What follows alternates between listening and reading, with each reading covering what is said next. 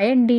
ఈరోజు మనం తెలుగు ముచ్చట్లలో ఇంటర్మీడియట్ మొదటి సంవత్సరం ద్వితీయ భాష తెలుగులో న్యూ సిలబస్ కవిత్వ విభాగంలో ఈరోజు మనం మొదటి పాఠం ద్రౌపది ఆత్మగౌరవం అనే పద్య భాగం గురించి నేర్చుకుందాము రండి.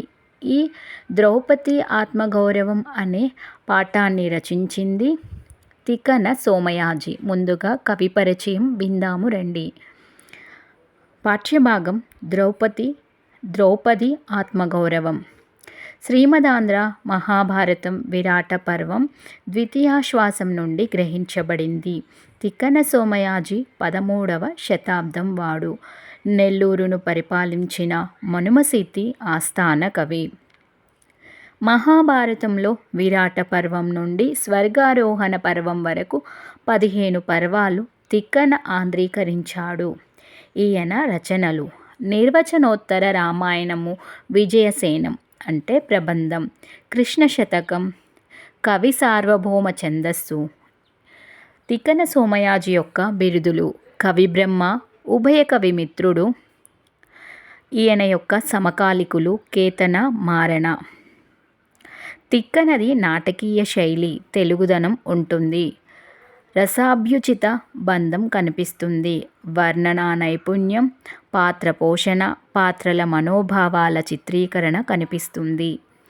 అల్పాక్షరాలతో అనల్పార్థాన్ని చెప్పడం తిక్కనకు వెన్నతో పెట్టిన విద్య. తిక్కన నెల్లూరును పరిపాలించిన మనుమసిద్ధి ఆస్థానంలో ఆస్థాన కవిగానేగాక మంత్రిగా పనిచేశారు. తిక్కన యజ్ఞం చేసి సోమయాజి అయ్యాడు. కొమ్మన అన్నమ్మ తిక్కన తల్లిదండ్రులు. కొమ్మన అన్నమ్మ తిక్కన తల్లిదండ్రులు.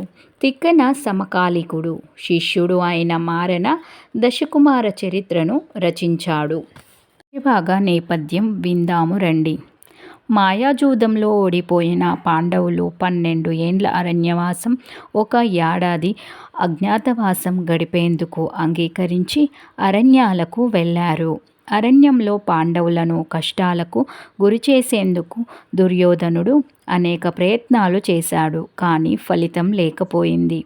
మార్కండేయుడు, మైత్రేయుడు మొదలగు మహర్షుల బోధనలతో స్థితప్రజ్ఞత పొంది మొత్తానికి అరణ్యవాసం పూర్తి చేశారు. శ్రీకృష్ణుని అండదండలతో, భీమార్జునుల సాహసాలతో అజ్ఞాతవాసంలోని కష్టాలను అధిగమించారు. కంకంబట్టు పేరుతో ధర్మరాజు, వలలుడి పేరుతో వంటశాల నిర్వాహకుడిగా భీముడు, బృహన్నల పేరు నాట్యాచారునిగా అర్జునుడు, దామగ్రంథి పేరుతో ద్రౌపది, అశ్వపాలకుడిగా నకులుడు, తంత్రపాలకుని పేరుతో పశుపోషణ ముఖ్యునిగా సహదేవుడు విరాట నగరం చేరి అజ్ఞాతవాసాన్ని పూర్తి చేయుటకు వెళ్ళారు. పాఠ్యభాగ సందర్భం: విరాటరాజు బావమర్ది సింహబలుడు అని పేరుగాంచిన కీచకుడు అతి బలవంతునిగా, రాజ్య వ్యవస్థను దుర్వినియోగం చేసే దుష్టునిగా ప్రవర్తించేవాడు. ఒకరోజు తన అక్క సుదేష్ణ దగ్గర ద్రౌపదిని చూసి ఆమెను బలవంతం చేయాలని తలపోశాడు. తన మనసులోని మాటను అక్క సుదేష్ణకు చెప్పగా మొదట ఆమె నిరాకరించింది. తన దురుసు మాటలు, ప్రవర్తనతో అక్కను కూడా లెక్కపెట్టలేదు. పదే పదే ద్రౌపదిని చూసి వాక్ ఆడంబరాన్ని ప్రదర్శిస్తూ వికృత చేష్టలతో ఆమెను ఇబ్బంది పెట్టాడు. తమ్ముని పోరును భరించలేని సుదేష్ణ మధిరను ద్రౌపది ద్వారా చంపుతానని ఒప్పుకున్నది. కానీ ద్రౌపది బాధపడి నిరాకరించింది. తన భర్తలు అజ్ఞాతంగా ఉండే గంధర్వులని, కీచకుణ్ణి సంహరిస్తారని హెచ్చరించింది. కీచకుని బారి నుండి ఓసారి ద్రౌపది తప్పించుకుంది. అయినా కీచకుడు పరస్త్రీ వ్యామోహంతో ద్రౌపదిని ఇబ్బంది పెడుతూనే ఉన్నాడు.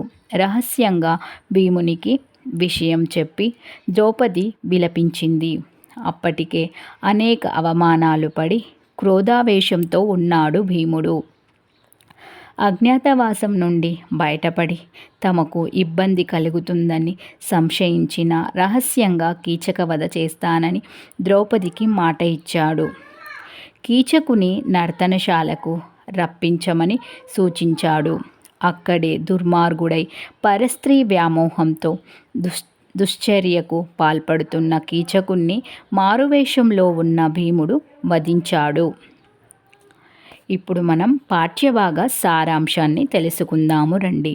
ద్రౌపది వంటశాలలోనికి వెళ్ళి భీముని మనసులో దాగి ఉన్న కోపాగ్ని ప్రజ్వరిల్లే విధంగా చేస్తుంది. అంత భీముడు ఆ నీచునికి నీకు మధ్య జరిగిన విషయమేమిటని అడుగుతాడు. ద్రౌపది సుదేష్ణ మందిరంలో తాను తన పనిలో నిమగ్నమై ఉండగా అక్కడికి కీచకుడు సింగారించుకొని వచ్చాడు. కీచకునికి ద్రౌపది లోబడినట్లుగా నటించి వాడిని నర్తనశాలకు ఒంటరిగా రాత్రిపూట రమ్మని చెప్పింది.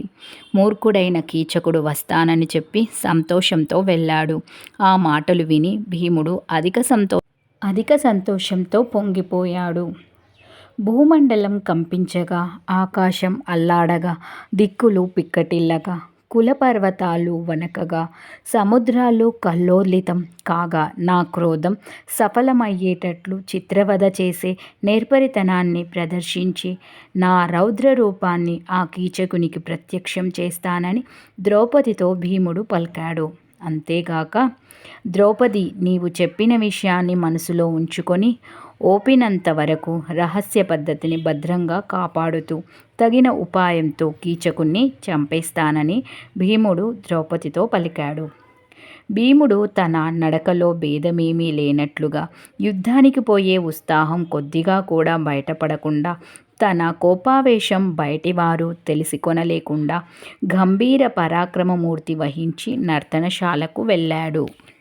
భీముడా విధంగా ప్రవేశించి లోపలికి వెళ్ళి భవనం మధ్యలో ఉత్తర పవలించే మెత్తని పాన్పును పరిశీలించి తెలుసుకొని దాని దగ్గరిలో ద్రౌపదిని కనపడకుండా దాచి ఉంచి ఆ పాన్పుపై కూర్చున్నాడు. అప్పుడు కీచకుడు సంకేతంగా ఏర్పరచుకున్న చోటును సమీపించి పరిశీలించి శయ్యను చూశాడు.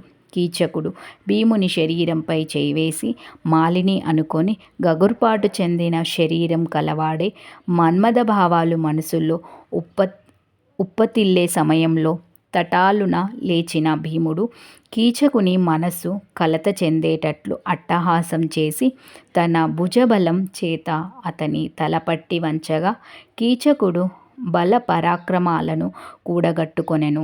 భయంకరంగా ఇరువురు యుద్ధం సాగించారు. చివరకు కీచకుడు నేలపై పడిపోగా భీముడు అతని తలను కాళ్లను పొట్టలో గ్రుక్కి ముద్దగా చేసి చంపెను. ద్రౌపది శాంతించింది. అన్నమాట ప్రకారం భీముడు తన పగ తీర్చుకున్నాడు. ఇది అండి ద్రౌపది ఆత్మగౌరవం పాఠ్యభాగం యొక్క సారాంశము. మీకు మరిన్ని పాఠాలు కావాలంటే ముందుగా నా ఛానల్ని సబ్స్క్రైబ్ చేసి, షేర్ చేసి, లైక్ చేయండి. మంచి మంచి కామెంట్లతో నన్ను ప్రోత్సహించండి. ఈ విధంగా నేను కొత్త సిలబస్లోని పాఠాలను కూడా పూర్తి చేస్తాను.